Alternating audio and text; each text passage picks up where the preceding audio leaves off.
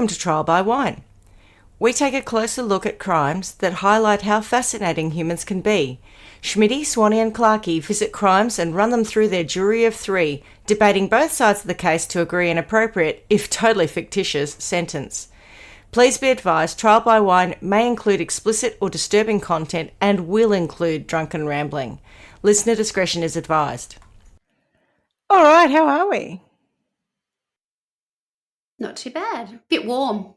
Super duper. Yeah, you've got a stinker over there. Yeah, we've got this sort of the beginning of a heat wave. It sort of has been we had a really hot day last Thursday, then it's been pretty normal. And then yesterday it started to warm up, but it's 42 today. And it's that thing where I don't think it's supposed to go under like 26 of a night. So I think today's actually the hottest day, but I think it lasts a whole week. So we'll see how tempers are by the end of that. Right.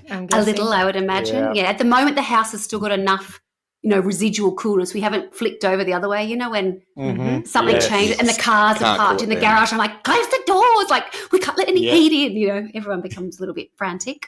The walls start radiating the heat back at you. Yes, correct. In our bathroom just then, I came in and I thought, I've got the air conditioning on in here, and to go into the bathroom, I could feel the heat, and I'm sort of looking around thinking, it's coming off the window, which is like a whole bath and that away from me, but it's just so warm I can feel it coming into the room. Which is, very unusual. There's not like the sun on or anything. Yes, how are you guys? Bit cooler? Yeah, we've had 32 today. So that's lovely. 31 at the moment. That was quite nice, yeah. 31 now. Oh, 31 now. There you go. I should know what's going on in Melbourne. My mum's staying with us and she's been watching the Australian Open.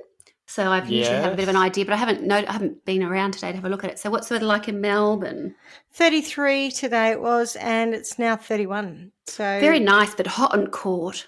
Oh, it would have been very hot on call. It's quite hot outside. I didn't go outside very much at all. I went to the shops for 5 minutes and thought, that'll do me for an outing. Yes. And then came home and did some work. That's the Australian summer for us. Oh, I know, but I love it. I was up on the boat for the last couple of days. We were at the weekend. Yeah. Oh, God, it's good. Oh, anyway. Get your tan on? I'm getting my tan on. Oh, yeah, I can see. Oh, I can see. Are you allowed to show that much off on the boat? No, Tony gets all funny if I have any nudity, but that's all right. Well, he can stay downstairs then. No, I do cover up. I actually stay in the shade. So, Swanny, it's not as you would remember with me being out in full Italian sun. time. I avoid the full sun because, probably because of Italian time and other times where I've been a little more reckless with my skin. I get spots, like dark sunspots, and they really darken up when I get any form of tan. So I try to avoid aging. It's so much fun, isn't it? It's just awesome. Mm-hmm. My favourite part is after the summer when you start to lose any colour that you've got and you go, let's go and see what damage I did this season. And I don't, before it used to be the odd thing, and now it's like, oh, dear God. It's just like a map of... My arms are covered in spots. Yeah. Okay, so should we introduce ourselves? I'm Schmitty. I'm Swanny. And I'm Clarkey, and together we are... Trial by Wine. And what are we drinking? Water. Refreshing. Yes. I feel like we're going to need to change the name for tonight because we drank a lot on the weekend. Shock me. So we're on a lovely little bubbly water. Oh, my kids call this Trial by Sparkling Water, so there you go. That's what I predominantly drink, yeah. Let's go with that. So, it's got a bit of lemon, lime and bitters in it, which is delicious. Oh, nice. So that's alcoholic. Well, there you go, tiny bit. How about you? I am drinking sparkling water. Nice. Mine has been... Spiked. Hardened. Hardened, yes, that's what we use now, isn't it? That's the right word. Yeah. With a solo syrup, which exactly. I like. I very much like these. Yeah. So it's a zero sugar one, and a bottle of Aldi's finest Tomovka vodka. Oh, not a bottle, sorry, a dash of vodka. From a bottle, yes, just a dash. You're basically drinking sparkling vodka. Oh, no, I really am not. It was a dash. Got a big week and I can't afford to get too written off. But I also put in the fridge, in case I get to it later, a bottle of rosé from, can't remember the name of the vineyard, but it's a zero alcohol one. So that just shows you that I was committed to not getting pissed. And so, Swanny, you have a story for us. I do have a story. And I was sort of mentioning this to to you last week, and I became aware of this story when we were away at Christmas time when we were in the US. And the big story at the time was the young man who had shot the CEO of the health insurance company, and had happened just around the corner from where we were staying. And because we were in New York, it was in the news all the time, and they brought him back. So it was unbelievable. They felt like there was a channel dedicated just to that story, which is not what I'm touching on today. But just, when they do it in that real US thing, and the news can just run all day, and they just find something to talk about, and they put a helicopter watching a helicopter flying in. But anyway, so this story came up. Push bike driving by. We'll give you 20 different angles of that's exactly totally the same right. thing. Anyway, so this story was actually one that was just covered in the news. It wasn't 24 hours a day because it's a little bit of an older story. But that's where I took note of it, and I thought I must look into that when I get home, and I have done that. In terms of my sources, I have used NBC News. I watched something called Court TV, and I won't tell you the name of the episode until the end because we'll give it away. ABC News Australia and also Wikipedia. But they were sort of the main sources that I used, to be honest. So that doesn't give too much away. But we are going to start with a little bit of map work. Oh, good. So everybody can put their geography head on. And this crime occurs in a town which I would call Delphi, but they call it Delphi. So as in the Greek letter, but Delphi, and they call it Delphi. So Delphi, Indiana. And Delphi, Indiana is a very small town. It's like two sort of built up blocks. As often is the case when you grow up in Australia and a town is small, it's often remote and it's not particularly close to, a major city. But when I looked at where Delphi, Indiana was, it's about 2 hours from Chicago and about an hour and a little bit from Indianapolis. So it's kind of sits between the two. So major centres. And there's just this little teeny town, of which there's probably millions of them. And it's just another little small America Midwest town that doesn't particularly have any outstanding attributes. It's predominantly labour in the field, corn and soybean. But it is not so much well known for, because I suspect you'd only know it if you were there. But it has lots of hiking trails nearby, and people would quite often head from in town out. The kids would go for walks, adults would take picnics. It was kind of their leisure outlet, I guess, like we would go to the beach or down to the lake or whatever it is that we do. This is what they did. They would go to these trails. So I need to take you to 2017, and on February 13th, 2017, these trails that I've sort of referred to, two young girls, Abby Williams and Liberty German. Actually, I'll tell you their full names because their names are really quite sweet. And I think I would guess they've been named after somebody special in their family. So Liberty Rose Lynn German. I'm suggesting might be a grandmother's name or two in there.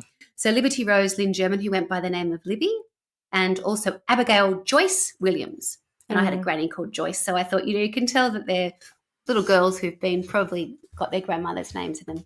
Anyway, they were best friends, and they actually did have a third girlfriend as well. But Libby and Abby decide to go out to do one of the trail walks, which they often do. And so Kelsey, who is Libby's older sister, she drives them over to the beginning of the trails and drops them off. She drops them off just sort of about 1:35 in the afternoon, just sort of like on the side of a road where you start the hiking for this. I think it's called I never quite know how to say it, Monon High Bridge. And the Monon High Bridge is what everyone sort of goes to, certainly the teenagers. And what is it's an abandoned, old, rickety, elevated rail bridge. So it's the kind of thing you would see in a movie. I mean, we really wouldn't have them here. Stand By Me was, something where like they that, go looking for the body. Yeah. There are no sides on it at all. Like to walk across, you would have to have, you'd have to be a bit bold and a bit of a teenager to want to even do it. So it's sort of falling apart. It's about 100 feet down to what's underneath, and that is Deer Creek. But that's kind of part of the appeal. I think the kids go out there and they walk around the lake or whatever else, but this abandoned rail bridge, Monon High Bridge, is kind of what the girls would have been, probably going out there for. So as I said, the sisters dropped them off about 1:35, and at 2:07 p.m., so not long after, Libby posts a photo on Snapchat of Abby on the bridge, and you can see her coming across, and that's the last time that we see the girls. But there's that timestamp on that, so we know exactly where they were, and it was because of Snapchat that they were able to do that. When Libby's father goes to meet them, and there was an agreement that he'd pick them up at 3:15, the girls are not where they were meant to be, and nor do they turn up. So the family sort of start communicating with each other, and the family report the girls missing at 5:30 p.m. And at that point, not only is their family already looking, then it's sort of, the town kind of comes and helps. At that point, people don't think, when I say people, the head of the police department there, he didn't think that anything was nefarious about this. He just thought, I think quite often teenagers go missing for a little while, that's not a hell of a lot for them to do. They just didn't strike me necessarily as girls that you'd think would be, they weren't overly mature. They were still, and I say this knowing that it could sound quite judgmental, but they were young girls who hadn't yet become young women. To look at them, they still were like, they had a little baby fat. You know what I mean? When you just kind of look at girls and they're they haven't. Just teens. Just teens. They were 13 and 14, but they were not sophisticated. You'd have thought they might have been cusp of preteen. Yeah, exactly. That sort of real 13, 14 young, they were chubby, not chubby, they were not. Do you know what I mean? They were not. Prepubescent almost, Yeah, they weren't, I don't know. They just looked like two kids. Innocent kids. Yeah. Exactly. They didn't look like young women at all. There was that's not the look that they were giving off. They were still very close with their family. They had sleep, but they were sort of still cute, where they were trying to do a couple of things, I guess, that were a little bit more teenagerish. And I've seen stuff where they had been talking to boys online, but sometimes those boys were not boys. It was people catfishing them, which of course came to bear later. But, all the stuff that I guess normal teenagers do. Yeah. So they started a search for the girls, and they were unsuccessful, and the search was called off about 2 a.m. So I'm not sure, did I say this at the beginning what day it was? The 13th of February. Yeah. So now we've clocked over onto Valentine's Day 2017. The situation changes quite rapidly when, unfortunately, at about noon, the girls' bodies are found. And it's about 800 metres east of the abandoned high bridge that I had mentioned, and their bodies were found on the north bank of Deer Creek. So initially, the police do not release the details of how the girls have been murdered. They don't want to give too much away. Yep. So all they've got, certainly all the family have, is the sister dropping the girls off, the Snapchat image that Libby had taken of Abby and posted, and then them not turning up for Dad. So they really don't have a hell of a lot else to work with. About 2 days later, on February the 15th, the Indiana State Police began circulating a still image of an individual that was reportedly on the Monon High Bridge Trail near where the two girls were slain.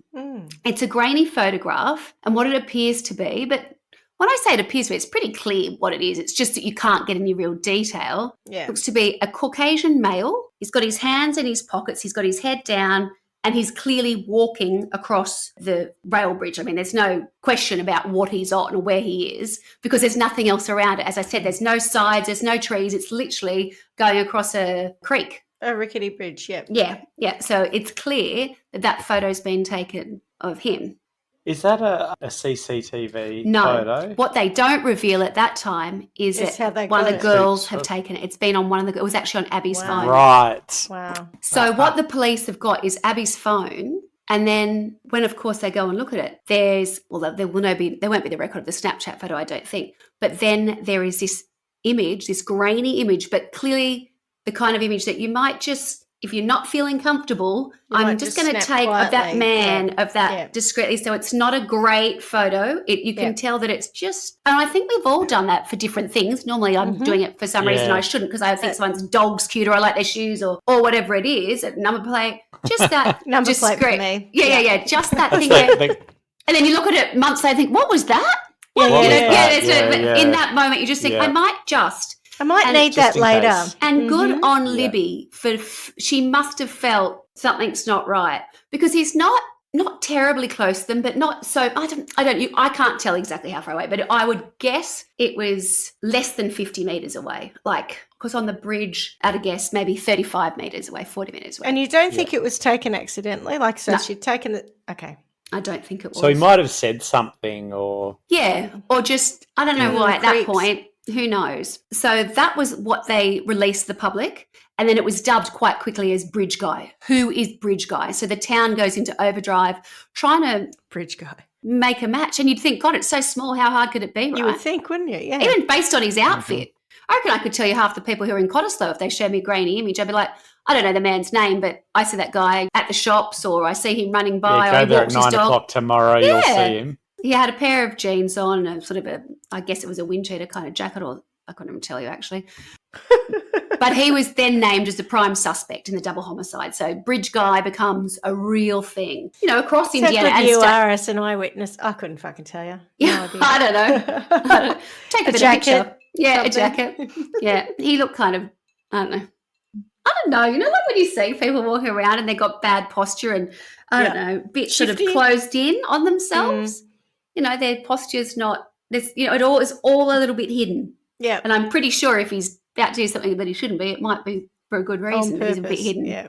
Okay, so that was February 15. On February 22, law enforcement released an audio recording during which the voice of the suspect, although muffled, is heard. And it says, and it's sort of like it's a man's voice, and it actually says, guys, down the hill. Jesus, what? Oh. Guys, down the hill. Oh. And I think the person is using guys in the context It's that I in use YouTube. it constantly. And I Yeah. use it all Guys, the time. get Hey, down the guys, hill. get the hill. Yeah. Yeah, guys, come on, guys. Yeah, guys, down the hill. Swanny, I've just done a quick Google. Yeah. It looks like there's at least 2 pictures of him.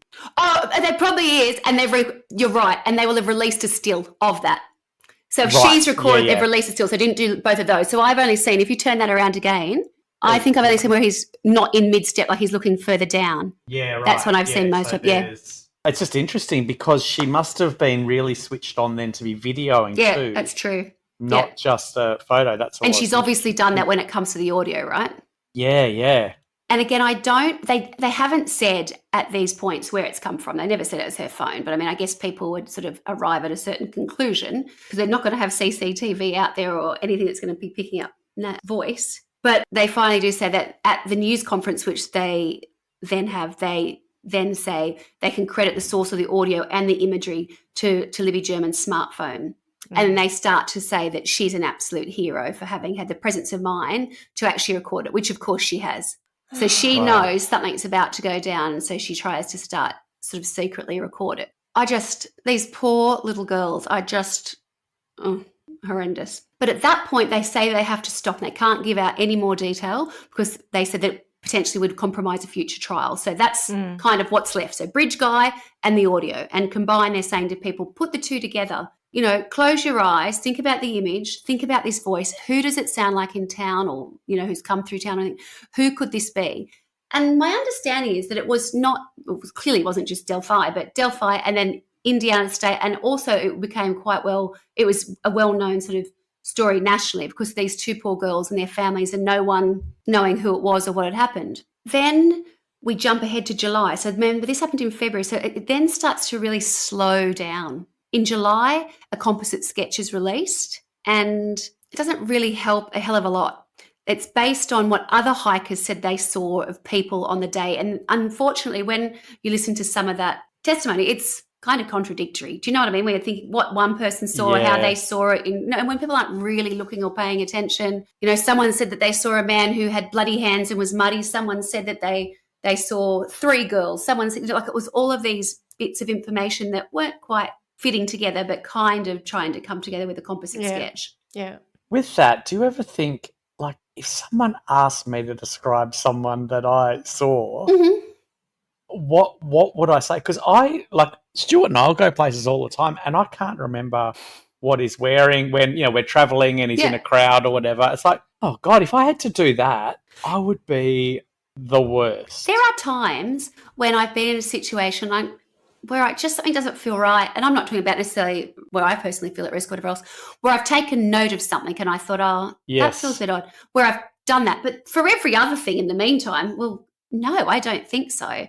And I'm generally one of those people who, more often than not, when, we look at these things and we see a composite sketch, I don't think they look like anyone half the time. No, and I certainly don't don't think they look like the criminal. I think sometimes it gives people a bum steer and they're thinking, oh, okay, oh, well, I was wrong. I don't know that guy. I kind of thought I saw, maybe that was, no, they look nothing alike.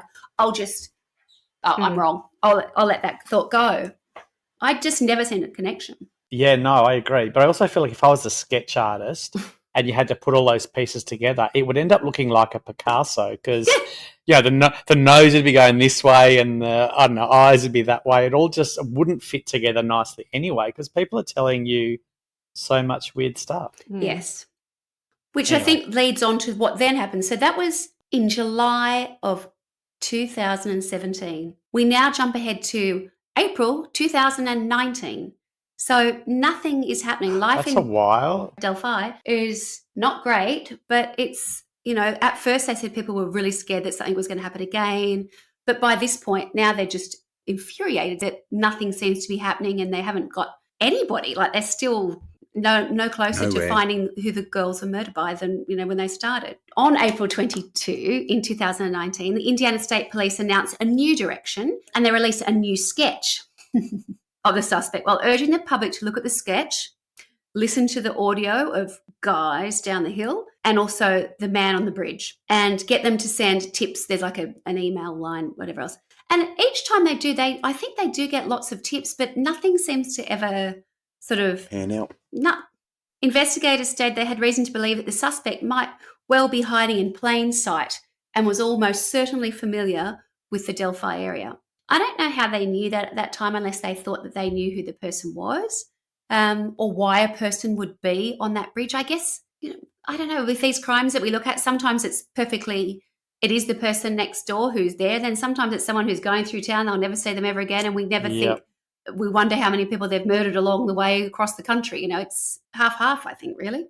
Feels like it. And they were also there was a couple of additional pleas where they had made help to identify a driver of an abandoned vehicle. There was also a car that they'd found that looked like the number plate was being hidden. There were a couple of different things that they were trying to piece together. And, also, of course, who was there on the day of the murder. But, time's ticking. Years are going by at this point and it's kind of losing a little bit of its momentum in some respects. But then there's a little bit of a breakthrough. In September of 2022, they had investigators review all of their leads from the original sort of investigation. And unbelievably, I think in some respects, a volunteer file clerk, so someone who's just there to sort of help out, she discovers that there's an error and somebody's name has been recorded incorrectly. That man's name is Richard Allen. And Richard Allen's last name had been recorded incorrectly on the tip when submitted, and the file therefore had been incorrectly marked as cleared. Could you imagine finding that? That's all it was. That's it. So he had gone from potentially being a suspect to being cleared because of some error, like a grammatical error in his surname. The file clerk deduced that the tip from years earlier was regarding Richard Allen. And Richard Allen was a man in Delphi. And so she brought it to the case investigators and said, I've just seen this. I think there's an inaccuracy between his name, how it's been filed, and the fact that it's been cleared when in actual fact he's saying on his report that he was there. In fact, Richard Allen had self-reported 3 days after the murders to being on the trails on the day of the murder, and he had reported seeing Williams and German. Although I have read elsewhere that I'd also read that he said that he saw 3 girls, so I've seen that a different thing. So basically, here's a man who goes to police and says, oh, I was there. Yes, I've seen them. I'm from the local town or whatever else. And then that just gets And then lost. he never hears again. He must think, I was there the okay. exact time. Yeah, Cool. Yeah. Do they have a photo or anything? Does he fit the description or you don't know that yet? Well, this is the thing. From the photograph, I don't know why. I think he does. I just wonder, the person who did the filing error or whatever, if that was someone's obviously interviewed him. Yes. And would they not go, oh, I reckon that's the similarity. bloke I interviewed? Like, is it that similar or? I don't know. I don't think it's dissimilar. I don't think it's similar. I do not know why this is the case, but no one ever seemed to be totally clear that was who the image was of. Mm-hmm. And it's so strange where, as you say, it's footage. And they still were never able to absolutely say that was. I mean, he's got a beanie on. That's a fair disguise. Yeah, but you know what I mean? Like normally they can tell with everything these days. Go, they do facial recognition. Facial recognition. Oh, that's a measure this, measure that. All of a sudden my phone knows me. So why can't you do a little bit more? Do you know what I mean? It just seems like they fell short on the forensics on this. I'm sure they haven't. But it felt weird to me that they didn't automatically know who that was based on looking at every man in town. Anyway, so as Did they have any DNA or None. forensic evidence on the victims? No, there is no DNA from the crime scene. There was one hair that was in one of the girls' hands, and it was actually from Kelsey German. But no, there is no DNA. There's no DNA in this crime, which, again, I don't understand why that is the case. There is some other stuff. Isn't man on bridge wearing gloves? Or is he wearing gloves? Don't know. Bridge man. Bridge Can you man? see if he's got Bridge gloves guy? on? You've got the photo up, Clarky. Can you see if he does? I'm not sure. Yeah. But no, that becomes a thing. Like, it's quoted. There's Well, no he's got his DNA, hands so- in his pockets. Pockets, so you that's can't right. Really, Yeah. I mean, it would be hard looking at that. Yeah, I don't know what it is. You can't really exactly. I mean, looks like someone who's heavy set, not much neck, big face. I don't know. It's hard. Do you know what I mean? Jumpers on underneath the Yeah, jacket. you can't quite tell what's in. I mean, it would be very cold, I dare say, in February in Indiana. But Yeah. Remembering that the crime happened on the 13th of February 2017, Yes. on October 26, 2022, Richard Allen was taken into custody and appeared in court on October 28. On October 31, Indiana State Police announced that Allen had been charged with 2 counts of murder in the case. He had pled not guilty. Time magazine described the arrest as the first major break in a case that had captivated national attention for nearly 6 years. It was actually 5.5, but it was a long time. And these poor families with their gorgeous kids just, anyway. Nothing for them. What becomes interesting then is the trial. So at the end, when we talk about, who would you, how would you sentence someone or else? I just found this next part really, I don't know if it's indicative of the US system or it's just things that from one week to the next, when we look at these court cases, and quite often it is an American thing where it changes from one state to the next. So many things came up in the trial, where they wanted to have it, where they wanted to move it, who was in charge, who was the defense, that it kind of raised more questions for me than anything. It was sort of like, in some respects, I felt like, particularly with the defense, it was like sort of an open day on just trying to find a narrative that might work to get the guy off, whether or not they ever really believed that he had done it or not. And I'm like, I don't really get that. Do you know what I mean? It's their job. I know, but I don't know, it just feels so counterintuitive to me in so many ways. Anyway. Well, it's their job because at the end of the day, when you get to a conviction or not, the person has got the right to a fair trial. I agree with that. I do so understand that. You can't just go, oh, we all think he'd done it, so that's that, because it would not be a fair trial. So, no, and that's absolutely right. That I don't have an issue with. It was more, and I'll get on to this when we start talking about some of the narratives and things that they were putting into that. They're probably disgusting. Yeah. They're kind of out there. Yeah. Anyway, so then we get to, let me just have a look at my notes because I want to sort of talk you through how the trial sort of starts. And it is one of these things where from the very outset, the defense team didn't want to have the trial in Carroll County, which is obviously where it's Delphi. And I can kind of understand that. And they were saying obviously it had extensive media attention and also there'd be juror bias. So again, I understand. So they were always sort of trying to navigate, try and have it moved elsewhere. That sounds fair, doesn't it? I think that's fair. So November 29, 2022, Judge Francis Gull issued an order to unseal the probable cause affidavit that led to Allen's arrest. According to the redacted document, video footage recovered from German's phone showed one of the victims mentioning gun as a man wearing a dark jacket and jeans approached them and ordered them to go down the hill. Mm-hmm. Investigators believe Allen is the man seen in the video. Investigators also found a .40 caliber unspent round, less than 2 feet from one victim's body, but between the 2 victims. And I had to Google that because I needed to be sure that that's what I thought it meant. But an unspent round is obviously something that hasn't been shot. Yeah. That's a strange place to leave it. Yeah. A witness said she saw a man walking away from the bridge wearing a blue-coloured jacket and blue jeans and was muddy and bloody. Another witness and a tip mentioned the car was parked oddly and appeared to be parked in a way to hide its license plate. Investigators said the description of the vehicle matched a vehicle that Allen had owned in 2017. According to a probable cause affidavit, Allen was interviewed by the police in 2017 and said he was on the trail that afternoon for around 2 hours. The document also said that in a subsequent interview in October 2022, Allen told authorities he had worn jeans and a black or blue jacket that day. He had gone to the bridge to watch fish. So that kept coming up again, like the documentaries and stuff. They're like, he went to watch fish. Yeah, fish very watching. calming. Yeah. Calming. We don't know a lot about Richard Allen. We know that he was born in 1972 and he grew up, this is very confusing, he grew up in Mexico, Indiana. It's just the name of the place, which is near Peru, Indiana, where his mum lived, which again just makes me laugh. So he grew Just up in up the Mexico, road Indiana. from Yep. Bolivia.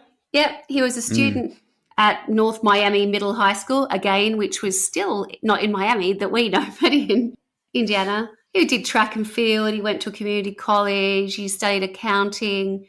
He had a short stint with the army. And he was married and he had two children. The children sort of don't come into it until sort of the trial, but I think he has two daughters. And from around 2003 until 2013, he'd worked as a store manager at a Walmart, and then from there he moved to a CVS. And anyone who's ever been in America, CVS is like a pharmacy, like a Walmart, a Boots. We don't really have the same in Australia, but it's sort of like a pharmacy / variety store / grocery, a bit of everything, but a CVS. So it would have been pretty much, in my mind, every person in that town probably would have gone to that CVS at some point. True. And that's where he worked. And he worked there, he worked at another CVS, but he'd worked in the Delphi CVS for years, and he was the pharmacy technician. He got his license there, and he'd worked there for many years. As a pharmacy technician, does that mean he's out the back doing prescriptions or something, though? Like, so it's possible people might not have seen him that much? I don't think so. I think you to touch anything like that, you'd have to be a pharmacist. And even, I think maybe you could take prescriptions, though. I was thinking more like that. On the front counter? I don't know. Yeah. I don't know. Probably within the prescription. Putting them together. Something like that. Yeah, someone who's not doing the pharmacy work. Well, it depends. Like, there's compound pharmacies, this and the other. I don't know. But I still think it's a pretty high visibility, even if maybe someone in your family would have gone in there, because people don't just use it to get their drugs. You might be getting, a gift in there, or sunscreen or makeup or vitamins. Those shops, they sell everything. Pool gear, it's amazing when you go into a CVS. It's got every bloody thing. It's just so American. They're just like the drugstore. There's a whole sort of, I don't know, it's just confusing about where he says he was and what he was doing. He told authorities he'd been at his mother's house in Peru, which is in Indiana, just to confuse things. While his wife was at work, he estimated left the house 11:15, arrived on the Monon High Trail an hour later. Why was he there? Other than, went to watch fish. It just is all a bit sort of, you could say anything really, but none of it really matters if they've got a picture of you, the voice and all of those kind of things that are starting to add up. And you said you were there. Yeah, and you said you're there. So does it really matter? You've said you were there during that time period. We know you were. You said you were. Of you. I don't really care that you were at your mum's beforehand or whatever after. It's sort of like you said you were there at that time, and that's the time that matters. Yeah. Apparently his wife was the one that said to him, apparently they want to speak to anyone, who might have some information, because he'd said that he'd be on the trail. So she said, you should probably go to the sheriff's office and, make mention of the fact that you were there the other day. So apparently he did. So there's really not much to know about Richard Allen that we know from his backstory. He just was the guy who worked at the CVS. And at one point, I think it was, I don't know if it was Abby or Libby, but one of their aunts had gone in to have photos developed for the funeral of the girl. And guess who served her? Richard Allen. And she was so upset that he gave her the photos for free. And that was in the early days. That was for the funeral. And so when she said, he was so kind to me or whatever else, could you imagine that? So I mentioned before that the trial began in 2022. And at that point, the defence were trying to get the trial moved out of Carroll County. In October of 2023, so now we've gone another year. So this is just year after year after these I know, right? Judge Gull removed the defence attorney, the attorneys, there were two of them, citing gross negligence due to crime scene photos being leaked from their office.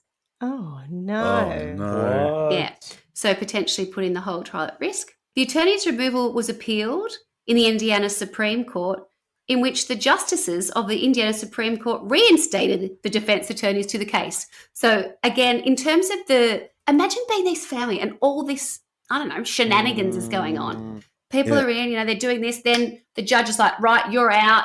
Then there's that whole period of time they're waiting, and then the Supreme Court says, no, we want them back in. So they had another 2 attorneys who then came and took over the position for an interim period before these other guys came back.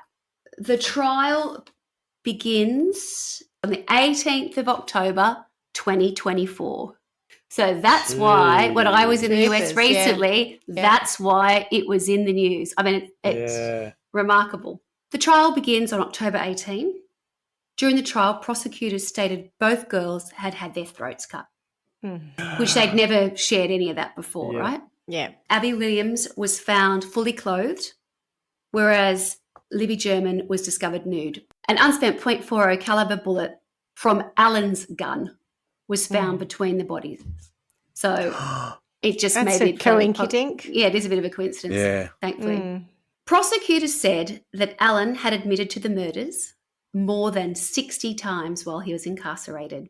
Oh, God. Yeah. He had made confessions to his wife, his mother, family members, the prison warden, the psychologist who treated him in prison, other prison employees, and other inmates. Wow. Just anyone who'll be around. Anyone who listen. The confessions were made in person, over the phone when he was speaking to his family, and also in writing. So recorded over the phone? Yeah. Oh, yeah, from prison, all that. Yep. Prosecutors told the jury that Alan was the bridge guy after showing them a digitally enhanced 43-second version of the cell phone video recording by Libby German. A state police master trooper who had listened to more than 700 of Alan's prison phone calls testified that the voice of the bridge guy is the voice of Richard Allen. Oh, wow. Boom. A clinical psychologist who sounds a lot like him. I'm not a linguist, but sure. Sounds a lot like him. A clinical psychologist who worked for the Indiana Department of Correctional Behavior and Health testified on behalf of the defense that Alan was diagnosed with a serious mental illness. You reckon? And that he had a grave disability. Before or after She the murder? testified that Alan told her that he had originally planned to sexually assault the victims, but ran away when he saw a van nearby and he had to cut the girls' throats and covered their body with sticks. What? The defense hired a neuropsychologist from Carmel who testified at trial that Alan was pretty severely depressed with work-related stress and anxiety. Poor So here Alan. working at the CVS can be quite tough. It's upsetting. That's why he went to look at fish and assault little girls. And murder, sexually And then assault murder them, them. and then... Now, there was a whole other aspect that came into play as a result of the defense. And the defense tried to take this to court and it was actually not allowed. Judge Gull said nope. And what they wanted to introduce was the idea that it hadn't been Richard Allen that had murdered the girls, although he had admitted to doing it over 60 times. They said that was because he was, mentally unfit. And he had been in solitary confinement at one point and he was very fragile and whatever else. But every single person he'd come across, he had said at some point that he had done it. A recorded call to his wife, Alan could be heard telling her, I did it. Just know I did it. I killed Abby and Libby. I think I did it. I wish they would kill me or let me apologise to the families at least. And then to his mother, he said, I'm worried that you guys aren't going to love me because I said I did it. And then you've got the defence saying that he was a fragile egg and whatever else. But I mean, there's fragile and then He sounds fragile. Fragile. He's done something is what I think. Yeah, but he's also saying, I think I did it. I don't know. There's something about all of these confessions so far that make me it gives you pause. question whether or not he remembers doing it. Or he's just gone, oh, look, I must have done it. Yeah. Like that guy does look like me, Yeah. And I was there. Maybe he has no memory of it. I don't know. Who knows? But where the defence get a little bit more strife and they're not allowed to use this, they introduced the idea that it wasn't Richard Allen and that it was actually people from a ritualistic cult sacrifice. Sure. And they introduced this thing called Odinism. Yeah. And Odinism, which you'll no doubt be aware of, Smitty. Yeah, Norse. Odin. Yeah. But apparently it has been sort of, I don't know if the word hijacked is quite the right word, but white supremacists in the US have kind of taken hold of it because it's based in a quite Germanic Aryan kind of thing. And there was talk, Nordic, but anyway. Suggestion that the bodies had been moved and the sticks that were covering them were laid in certain positions and someone's head, like it was supposed to be a ritual sacrifice. Yeah. And the judge went, no, I'm not going to entertain that. That's a stretch too far, my friends. That is not going to be submitted. Yeah. Yes. So I don't think Odinism is necessarily, I'm not saying, well, actually, I kind of have said it. I didn't mean to suggest that that's all it is. I think, as you say, it is based on Thor, it's Norse, it's pagan, Odin in point of fact, yeah. Yes. But it's not, I think Thor is there's a number of different gods, isn't it? They sort of. No, Thor is a god. But there's not just one. It's not a monolithic sort of faith as such. There's many, like there's certain. Oh, true. Yes. You know what I mean? Thor was one of them. Yes. And so in their imagery and stuff, they might have the hammer, but there was Freya was another. There was, what have I got? I've got Odin, Thor, and Freya in my notes. They must have been. Isn't Odin the father of Thor? Yes, that would possibly make sense. I think if it's he's Odinism. yeah. I think that there are people that practice it, and there's no suggestion that they're I don't think naughty. It has anything to do with actual Norse mythology. No. What I'm reading is it's a reconstructionist religious organisation named after Odin. Yeah. Conceives itself as folkish heathen movement concerned with Germanic paganism, mythology, folklore, and runes. As a white supremacist organisation, the Odinic Rite limits membership to white individuals holding the belief in heathenry as the ancestral religion of the Indo-European race. Which, in fairness, heathenry is the ancestral religion of the Indo-European race. I mean, just ask the Romans. I don't understand that. What does that mean? Well, because Christianity, which is this, to your point, it's the idea of one God. Oh, yeah. Only 2,000 years old. The Romans were around, the Norse were around, yes, all these other Indo-European ancestry of religion. Yes. Yeah. That was certainly the back for most of them. Yes. Okay, so where do we get to? I guess we then arrive at. So you're confident maybe in the US. He did do it, yeah?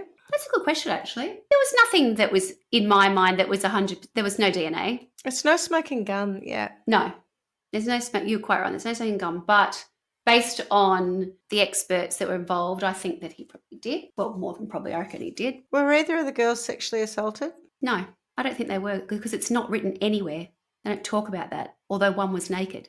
One naked, one fully clothed. Could have been in the process. Maybe. And then we slit their throats. Because somewhere where I said that I've read somewhere that he'd seen a van. Yeah, he got spooked. Yeah, so no, there's no. Wouldn't you, if you got spooked, wouldn't you get up and run away? If you get spooked, I think, I'll just cut their throats. And there's two of them, Although he had a gun. Sexually. But did he have the gun? Is that what that means? Or does it just mean there was a bullet that he had in his pocket or something? I don't understand that. How does that work? Do you know? I don't really understand either. Is that my understanding or not? I think given the video footage where he's saying guys... and they say he's got a gun. He would have a gun out there to intimidate them. So maybe he had his hands in his pocket, pretending he had a gun in his pocket. Or if he didn't, because there was... I did see that in a documentary. I looked at it last week. I've already forgotten, but it was they were asking whether or not did they think he had a gun in his pocket in that image. Now, again, you can't really tell what's going on in that. I was in America when the jury came back. The jury, which had been sequestered during the trial, began deliberations on November 7. On November 11, 2024, Allen was convicted on all counts. On December 20, which is the day I saw it in the news, 2024, Judge Gull sentenced Allen to 65 years for the murder of German and 65 years for the murder of Williams, with the terms to be served consecutively, resulting in a total of 130 years in prison. Wow. Yep, and it took them less than 20 hours That's a big sentence. to arrive at a guilty outcome. So he got that's what I'm after, 2 counts of felony murder and 2 counts of murder while committing kidnapping is what the sentences were for. And that, friends, is the story of the Delphi girls, Abby and Libby. And apparently in the town, and in neighbouring sort of, I guess, I don't think it was the whole state, but certainly was, the local counties, there was a period of time where they had everybody put orange lights in the front of their porches, so they'd turn the lights on to remind them of the girls and say they were still missing. And then when they were all at trial, they had Abby and Libby's names everywhere. The library is called the Abby and Libby Library, Memorial Library, in the school they'd gone to. And I did see, just earlier I was watching some footage. It was I think it was Libby's grandfather speaking, and it was so beautiful. He just said, we cannot thank the local community enough. They lifted us up. They held us in their arms. They looked after us through all of these years, and they were very happy with the outcome. They do believe it is him and that justice has been served. And they said, we can't celebrate. We never will. It's like our lives would change for forever. But after so long, to see some justice for the girls, we're happy with the outcome. But I think it was more a thank you and appreciation to the local community for really loving them and looking after them and getting them through it. Any thoughts on, I think 130 years. I mean, provided he did do it, and on balance, he admitted to being there. He admitted to wearing the outfit of the man who's in the video. Yeah. His bullet casing was there, unspent or otherwise. The complete lack of DNA is weird. It is, isn't it? I wonder about how much, what forensically took place. They mustn't have cutting someone's throat. Where did the knife go? They found knives in his... Lacerations everywhere. There'd be blood everywhere. There were bits that sort of... But he had clothing which would have had blood on it. But, of course, by the time they pick him up, it's years later. It's all been destroyed or gone. So unless he'd left something at the time. When I sort of first heard about it, I thought, oh, my God, this is going to be so interesting. That's what I was saying to you. When I first started looking into it, I was like, there's not much to it. That can't be right. There must be more. It must be, otherwise, why is it taking so long? And why is he now all of a sudden going from there being no suspect to all of a sudden someone's going away for 130 years? Do you know what I mean? Where's the great leap and all the connections that came in the meantime? There still feels like it's, I don't know, something's a little bit off kilter, right? Mm-hmm. I don't know what it is. If it does feel like there's a piece missing. Yes, that's right. And when I started looking into it, I was like, this is not, the penny wasn't dropping where you go, oh, okay. Yes, he said that he'd done it. Remind me, he pled not guilty. Yeah. Yes, I find it weird that you get to trial, you're pleading not guilty, but you've told 60 people on 60 occasions that you've done it. But the language used in those confessions, and I say that in inverted commas, I agree, does sound like a person who's not mentally with it. Yeah. And when he says, I think I did it, you think, are you trying to convince yourself you did it, or you literally have no memory of it? Now, that's not to say he doesn't have a memory of it, because he might not. It may have been a very traumatic experience for him. True. It's interesting that there's no commentary about the confessions from the defence. So, if they were adamant that he had made those under duress, or that he didn't have the mental capacity to do it for whatever reason, maybe you could say, I don't know, in the absence of anything from the defence stating that, you kind of go, they were pretty sure. Times. I think they were pretty confident of their whole Odinist defence. Yeah. They'd spent a lot of time working on that, thanks. And we're pretty sure that's going to, just smash it out the ballpark. We did not expect the judge to make it inadmissible. They tried to lean very heavily into the fact that it had taken so long. They were suggesting it was a bungled sort of investigation. Yeah. And they were saying, we had to do all the investigative work. It was on us. We had to do this job. We had to do this. And then they said, he'd sat in a cell for more than a year, just making himself into this sick little fragile egg, they described him as. No wonder he said that he did it if, he's not mentally fit. So that was sort of their argument. They were trying to question the credibility of the investigation. Yeah, which I think is always very important, and I think that's the job of the defence, but it doesn't sound like there's anything much to their claims, and they kind of lose credibility for their client in that process. Even with the other stuff where the other images had been released from their office, it didn't really, doesn't I don't know, look it just good, felt like a bit desperate. Yeah, just sort of, I don't know, just trying to undermine the legitimacy what value would that have had? Or just potentially like another delay, another sort of, potentially people had seen it in public, so release some of the things that people hadn't known before than they did know. That's all I could sort of garner from that, but I don't know. It sounds like they thought he was guilty and they couldn't really come up with anything to prove otherwise. I saw it might have been on that Court TV piece, which is called The Case Against Richard Allen. And this was obviously a lot of the stuff that you were able to watch was not recent. It was before he'd been sentenced, right? Because it's only been fairly recent. And I did check. It's today. I think he has a month because they said he's going to appeal it, and he has a month to do it, or 30 days. So maybe it isn't today, but it'd be any day. And I don't have an update on that. But they said he was definitely going to appeal the conviction. So a lot of the stuff that I'd seen predates them going to trial. It was like from the last couple of years. Nothing was filmed in November, December last year, and that I've got access to, certainly. But one of the attorneys who'd come in to cover when the first two had been taken off the case, and there were two attorneys, they interviewed one of those guys, and he said, I've defended lots of people in my time who are guilty. This guy's not guilty. He was the only person that said it, but he did say in this show, he had no cause one way or the other to say what he thought. He wasn't even representing him then, but he's like, he's not guilty. And I was like, interesting. That's odd. Did he seem remorseful at all, or is he still saying he didn't do it? Do you know anything know the about answer to that, Clarky. it... I don't know. That's a good question. I don't know the answer to that. I've not seen any footage of him speaking or being interviewed or anything, really. Just sort of, when people become more, in some cases they just become more and more troubled, and just apparently when he was sentenced, he looked to his wife and said, you're the girl's okay. And she said, yeah. And then she must have taken an interview and she said, this will not be at the end of it, we'll appeal. So they must think he's innocent or worth fighting for. I don't know. That's where we're left. Wow. It's that just feels like there's a chunk missing, doesn't it? Like, I know. Like he doesn't, the reason I was asking about the remorseful bit is it sounds like he's done everything right along the way. Like he went in and said he was there. Yeah. He told them what he was wearing. He was truthful with a whole lot of things. Yeah. But then he's gone in and said he didn't do it after saying, he pleaded not guilty, after saying 60 times he did do it. It's so confusing. His behaviour through all of that is inconsistent.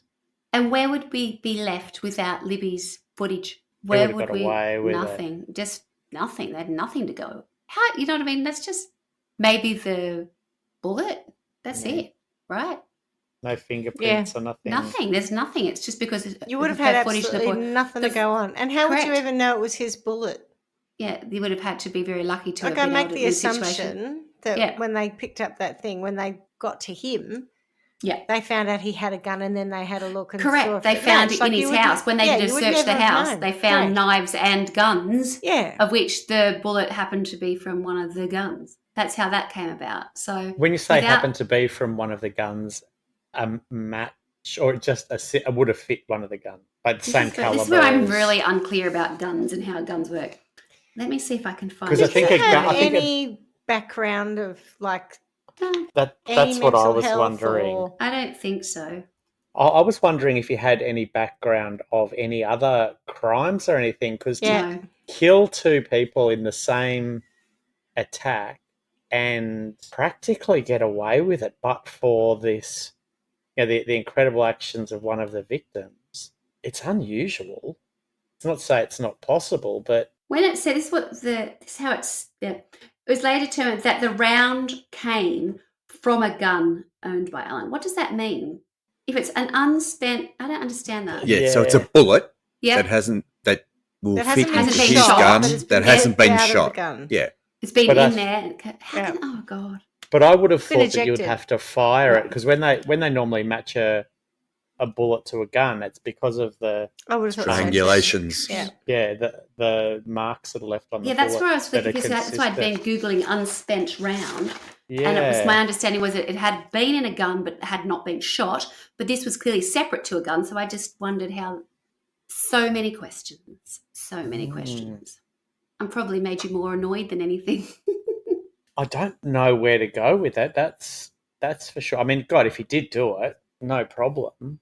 The thing that I find alarming is if his default position was, I was just going to sexually assault them. I'm like, well that's all right then. Did you think that was going to be like the lesser of two evils? Well, and then I just didn't even get to that. I just had to slit their throats. I'm like, I wonder if in telling the psychologist that if that's where things really were. But, it's because of Libby's filming him and then the voice of whoever it was clearly following them and getting them down the hill and then having a gun and, oh, my God, that's that's where I think it is him, but it's interesting though that he's got a gun, but he slashes their throats too. Yes, and so where did that know? I know, it's very confusing. I also didn't hear anything from the defence that would suggest he didn't do it. It doesn't strike me as one of those cases where it's not clear one way or the other. Yeah, but it's also there's no compelling argument, and I guess that's what they were going for with the Odinism. Yes, that they needed some other alternative. There just isn't one. On balance, I think he probably did do it. Whether or not he's mentally sound, I don't think he is. Doesn't excuse it though. There's something particularly revolting about kind of as you say, I'll just go and assault these girls. Oh, it didn't quite work out. So not only like if he had a gun on him or not, van, cut their throats. I mean, that's so awful. Barbaric, yeah. And if you've read further descriptions about how they were found and all the rest of it, it sounds like he had them. They were both nude. One was wearing the other one's clothes that were wet. Yeah, it's all very complicated. Oh. So the point is, those two girls had a very traumatic end. Yes, agreed. Yeah. So I think Richard Allen, if he is a fragile egg, let's turn him into a fragile egg, like Humpty Dumpty. And drop him off the bridge. Push him off a bridge a few times every now and then so he can get a few more cracks and then put him back up. He's a fragile egg. All the king's horses and all the king's men. Yeah. Couldn't put Richard Allen together basically, again. Yeah. There you go. Oh, that old chestnut. Yeah. What do you guys think? 130 years, I think, is an excellent punishment, provided he lives for 130 years and gets to see out every day of it. But it does sound like no parole in a hurry. Maybe we should make him live for 130 years. There you go. Give him a gift of longevity. But just 130 years or whatever the remaining term of his sentence is, so that on the day he would be completing his sentence and due to leave, he dies. Oh, you want him to walk out and then collapse or something? Do you? Yeah, like literally go, I'm free. No, you're not. Okay. Swanny? I don't even know. I really don't know. I'm just trying to think somebody else along the way, but I didn't have enough information along the way. It all felt very sort of either contradictory or a bit too top line. Yeah. And I think, and because it was over such a long period of time, most of the stuff that I could find in the end was based on what he was sentenced to, and everyone was kind of like, oh, at last kind of thing. But those early years must have been just painful for that family. And could you imagine? I don't understand why. I don't know. It just seemed to take an awful long time to well, get to... maybe their sentence there is for whoever the numpty was who misfiled that statement. I mean, I know it's just detective. Human error, but... Defective detective, not ineffective. What am I talking about? It was pretty ineffective. I'll take that. Yeah, you take that. Yeah, I could have just been a clerk, but take your job more seriously, people. It is awful when you think about when it's that idea of you lose your children because they have been kidnapped and murdered, and then it's all this additional bullshit that you've got to put up with and suffer through on top of that. Do you know what I mean? It's not just the fact that your kids have been, or child in that instance, I guess, has been brutally murdered. It's how taxing that is on a person and family and your entire future. It just destroys people. It does. Anyway. So this is interesting. Going back to the police person, because I don't know who it was, who must have interviewed him at some point. Here's a picture of him. If you interviewed that bloke, you could reasonably assume that. Yeah, based on body type, I think. Enough to go. I think that's a bit of a stretch. Enough to go. I reckon we should get that bloke in again, just to if they've interviewed him, he said he was there. There's that footage. I reckon you could reasonably go, surely we should talk to him again. To Swanny's view, sort of précis at the beginning about Delphi and it being a small town might not have a massive genetic pool. So maybe lots of blokes look like that in Delphi. Well, maybe that's it's a bit the of a Delphi stretch. look. I also wonder. Well, we call it the Delphi Are they look. born with it? Yeah, and maybe it's Delphi. Maybe it's Maybelline. Delphi. I wonder if, because he was a look. pharmacist technician or whatever it was, pharmacy technician, Yeah. if that's not a trusted role in society, and so people automatically kind of, or by default, would think ignore it's him. it, quite possibly. And I did look it up. They do assist the pharmacist to do prescriptions, so they'll do that. But they probably are front of house.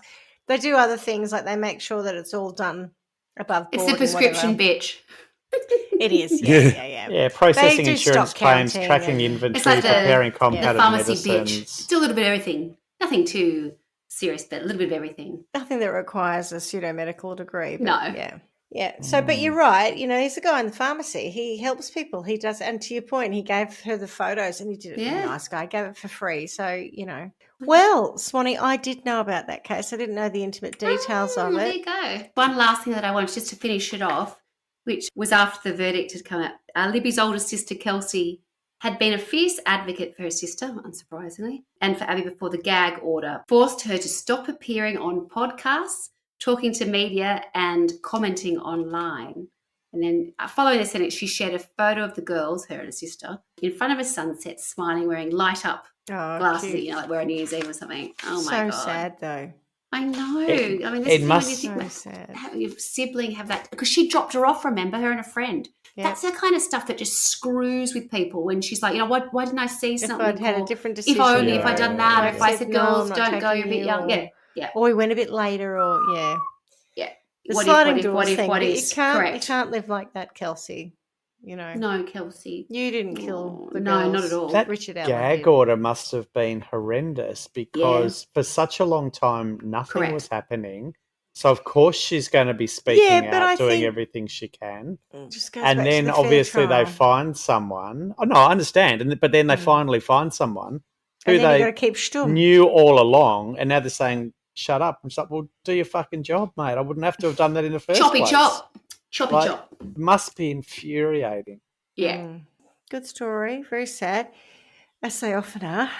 And as we say every week, miss you already. Ciao. Bye. Thanks for listening to Trial by Wine. You can contact us at trialbywine@gmail.com. Please rate, review and subscribe to Trial by Wine on Apple Podcasts or wherever you get your podcasts. If you'd like to support us, you can become a patron at www.patreon.com, Trial by Wine, or visit our website www.trialbywine.com to donate to us. Your support will help us cover many more cases and apply wacky sentences. We really appreciate you listening and hope you tell everyone about us. Our cover art is by John Christo and music is by Beauchamp from pixabay.com.